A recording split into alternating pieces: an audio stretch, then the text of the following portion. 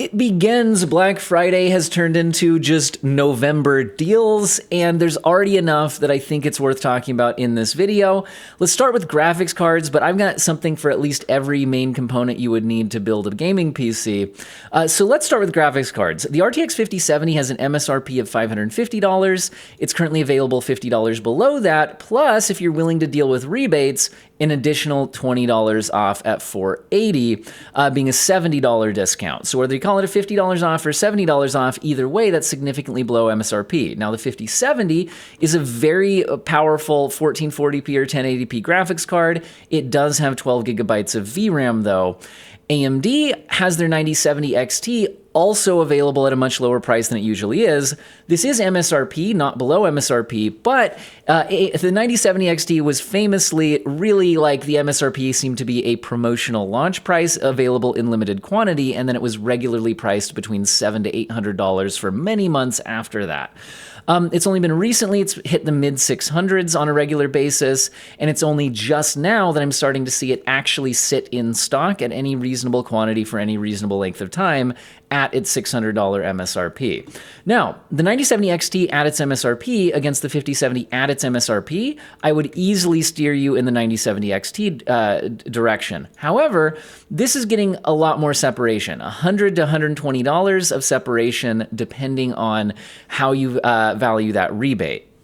So with this in mind, let's talk about some of the differences between these cards and how in performance, in feature set, etc. if you're making this decision. Now, honestly, if you're looking at $500 max for your GPU budget, I think the 5070 at this price is a good deal. You will, in certain games, have to adjust the texture settings down a little bit to stay within the 12 gigabytes of VRAM, but not in many games currently. But over time, that will become a little bit more of a headache as things move forward. Games tend to use more VRAM, etc. If you have $600 for your budget, you are getting more performance at a pretty similar performance per dollar, and you do move up to the 16 gigabytes of VRAM. How do these stack up performance-wise? So this is my launch review of the 9070 XT, which I did a direct comparison with the 5070 as part of that launch review. I had in a wide variety of games at a wide variety of settings, sometimes including ray tracing, sometimes not. I had the 9070 XT averaging 20% faster, but if you separate it out for no ray tracing, I had the 9070 XT averaging 27% faster. And if you separate it out for only ray tracing, I had the 9070 XT still faster, but only by 8%, and actually losing in path tracing titles. So that's kind of the performance comparison stack up.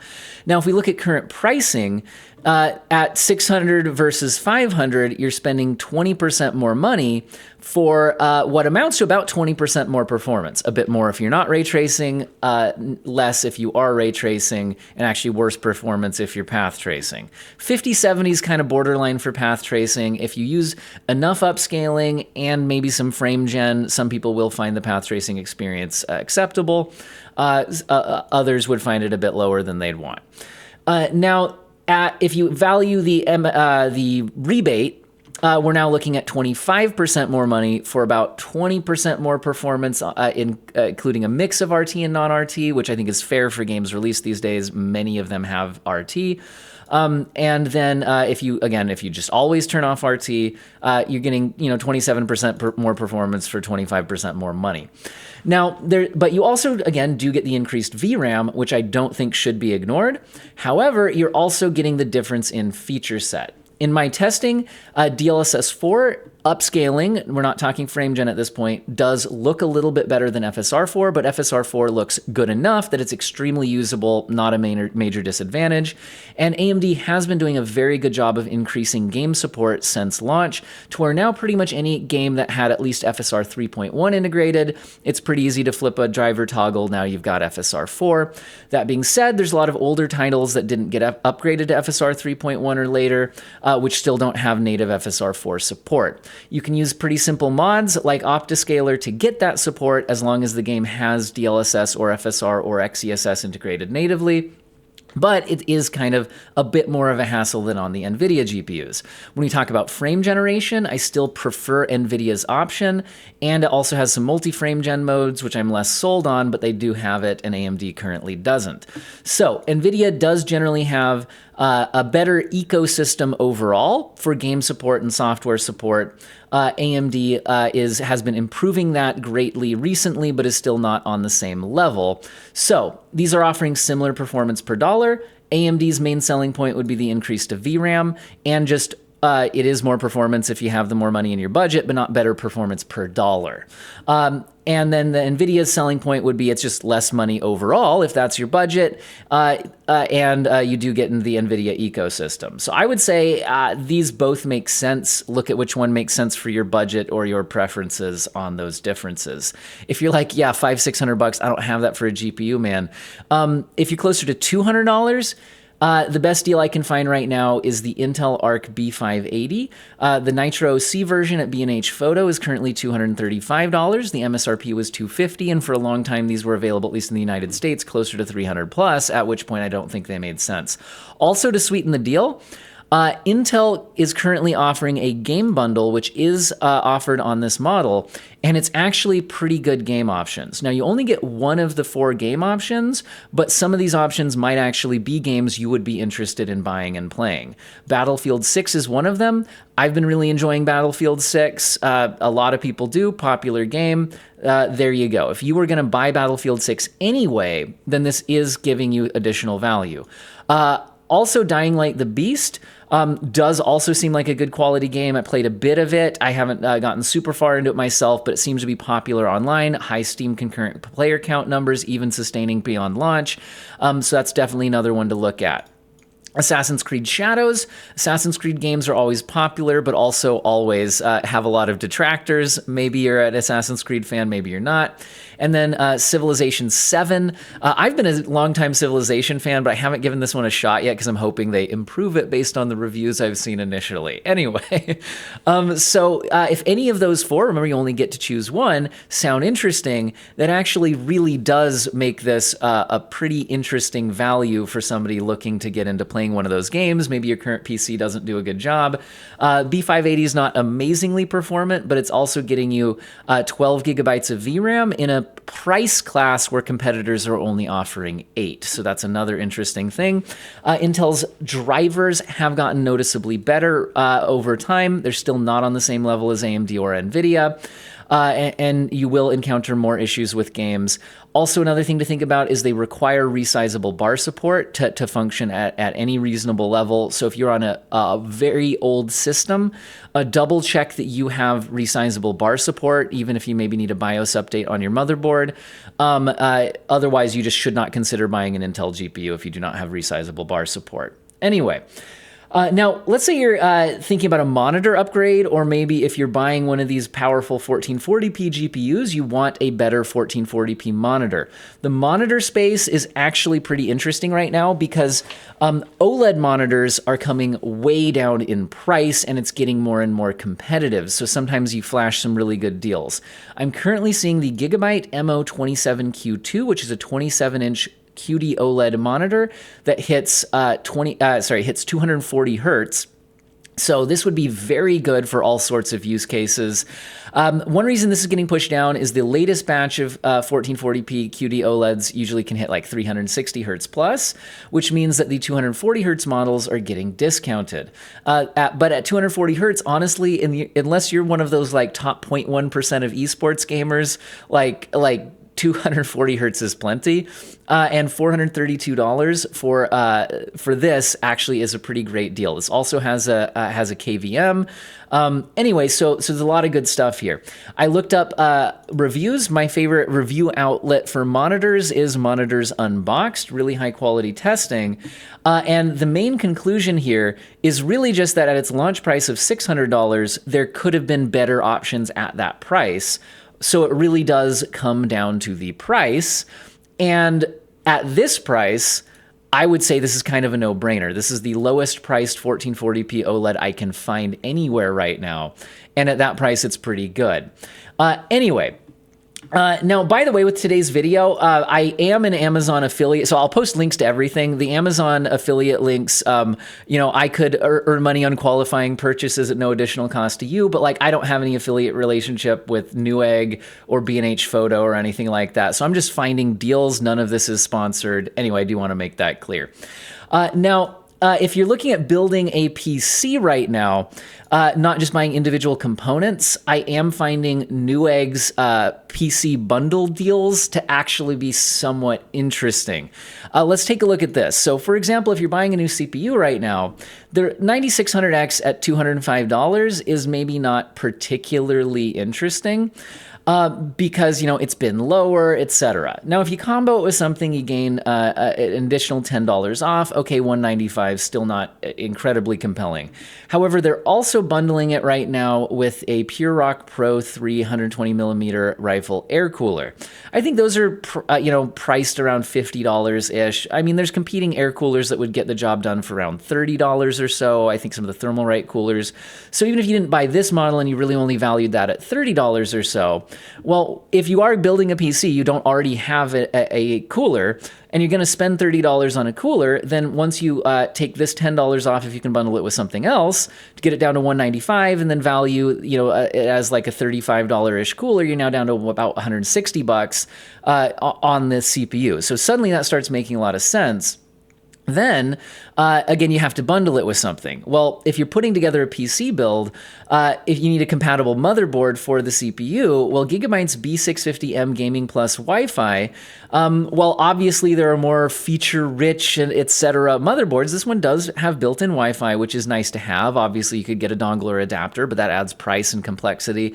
And I also like getting motherboards that have Wi-Fi because that usually means they also have Bluetooth support built in, because again, that could be another additional dongle or thing that you have to deal with if you want Bluetooth support, etc.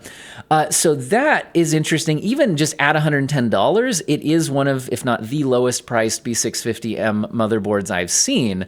But not only that, it's also eligible with this $10 off combo deal. So reducing it to $100 and getting the $10 off of this one.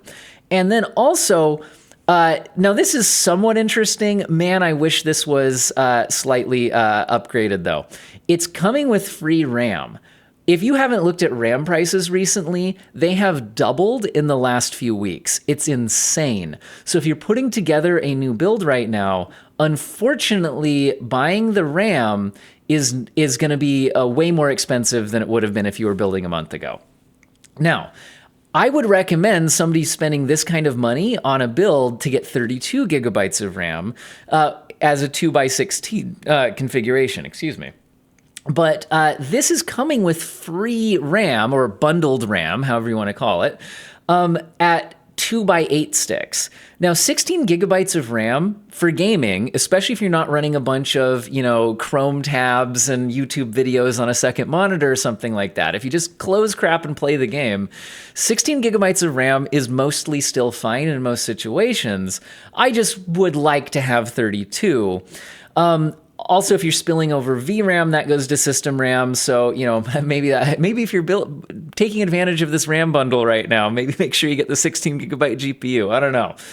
So in other words, I wouldn't recommend building with 16 gigabytes of RAM right now. That being said, 16 gigabytes of RAM right now is like $150. So this would at least get your build up and running with 16 gigabytes of RAM just tossed in here, adding no value to the overall build. So basically, for a total, once you do the minus $20, you're getting your CPU cooler, your motherboard, and at least enough RAM to get your system up and running for $295. That seems like a pretty interesting way to get this thrown together. Like I said, toss in one of the GPUs I mentioned, and you're suddenly almost done with a build, and you're significantly under $1,000 to complete it. Now, what other stuff would you need to complete the build? Well, one thing you would need is a power supply, and I just want to continue to throw this one in, as this is not particularly On sale right now, it's just $89.90. I've seen it go like $5 off occasionally. But the thing is that even at its full price of $89.90, the Montech Century 2, if you check SPL's PSU tier list, this is an A- tier CPU.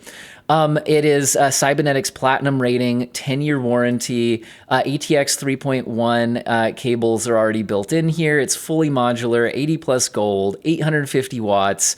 It has basically everything you would be looking for in a power supply. And at $90, most competing models with similar feature sets are well over $100. And if you do want to spend a little over $100, the 1050 watt, don't know why that was hard to say, version of this, which is I think actually upgraded to A tier on SPL's PSU tier list, is a whopping $5 off. But honestly, at $105, you're now getting over 1,000 watts. You're still getting the 10-year warranty, Cybernetics Platinum, 80 plus gold, fully modular, ATX 3.1, etc. So this is pretty dang interesting for the power supply. And honestly, spending that extra $15 to basically get 1,000 watts with a 10-year warranty, and now you could probably upgrade to whatever ridiculous, stupid GPU comes out, 5 years from now and still use the same power supply, even if right now you're getting something like a, 9070 XT, and then maybe in the future you want to buy a 7090. Well, I'm hoping the 7090 doesn't go beyond the 600 watts or so that we're seeing on the 5090. I mean, you never know, but anyway. You see what I'm saying? Like you can get a lot of longevity out of something like this. You would also need to get storage. And unfortunately, with RAM prices going up, that's affecting storage as well, because it's really like, the flash memory or whatever that's increasing, right? It's the price of NAND, right? Those factories. So there's not amazing deals right now. Now, I would really prefer 2 terabytes, but again, if we're talking get a system up and running and you can add, like we said, more system RAM later, you could add more SSD space later once you fill up your 1 terabyte. If you're just trying to get a build up and running during the holiday sales, we're at $66 right now for 1 terabyte PCIe 4.0. It's not necessarily the absolute fastest or highest rated or anything, but it's perfectly fine for any gaming workload. At $66 right now, given the current pricing landscape, I think is pretty dang reasonable. You could toss it in a build like this, even if it's not a mind-blowing sale or something like that. You would also need a case to put it in, and I have seen 2 interesting case deals right now. This one's probably the most interesting. So this case does not have good reviews, but the reviews are mainly based on the fact that its list price is $220. At $220, this is a bit of a ripoff compared to the competition. At $60, this honestly seems like a crazy good deal, although I have not used this case personally, so just take that for what it is. This is the Corsair IQ Link 2500X. It has 2 built-in Corsair RX 120 RGB fans. This is an interesting case build style that is compatible with those 2-sided motherboards, where there's a lot of room behind here, where you can place a lot of the wiring, the power supply, etc. Not that you have to do a 2-sided motherboard build. I'm just saying it is compatible with that. It's interesting with that kind of 2-chamber design. Now, this is really, I think, designed around small form factor builds, so do keep that in mind. I think that's the intended use case here. This is not a huge case. But like I said, at $220, probably stupid to spend that much money on this thing. At $60, you're competing against budget cases, and this is a pretty high tier offering for that kind of price point. So pretty interesting on this. Again, you can look at some of the features. I think it does have the IQ, branded RGB stuff. I think you get I forget what it's called, the controller or whatever, kind of built in here. So anyway, this is certainly interesting at a $60 price point. Now, another case that is, I think, at its list price of $100, less interesting, but at its current sale price suddenly becomes more interesting. is this Cooler Master Cube 500 flat pack Macaron high airflow gaming ATX PC mid-tower customizable tempered glass vertical GPU mount, 365mm GPU clearance, USB-C carrying handle, gem mini case. I don't know why I felt like reading the entire title. It just seemed fun. Anyway, this is certainly a specific design. You could look up reviews of this and why it's done like this. Also, I've heard that the cooling performance on these isn't incredible, although that might have been on like a slightly different version of the Cube 500, so you might want to double check on that. That being said, like, I mean, we're not throwing in like insanely high powered parts if you're buying some of the parts I'm listing here, like the 9600X CPU. I mean, the 9070 XT certainly can draw some power, but like I wouldn't, 5070 less so. Now, in other words, if you are kind of pairing these things up, like this isn't some kind of, I don't think you're being any kind of like a cooling nightmare or something like that. This can fit 365mm GPUs. I think like this 9070 XT is like 290mm. So I think like everything here I think would fit. Like you're not gonna have some issues. But again, this is a particular style that might not be the style you're looking for. But I think at $60, it's certainly interesting. Now, obviously, you can find other cases on sale right now. I just thought these two stood out for the significant discount you're getting for what it is. Anyway, so that's it. I think we've got at least something somewhat interesting at for every major component for a PC build right now. Like I said, I'll include links to everything. The Amazon links are affiliate links. Nothing else is. None of this was sponsored or anything. I'm just looking for deals, making videos when it makes sense to do so. I'll continue to do that throughout the month, especially on the actual Black Friday, where like hopefully we'll get some better sales. But anyway, I hope all of you guys found the video useful and or interesting and that you have an excellent day.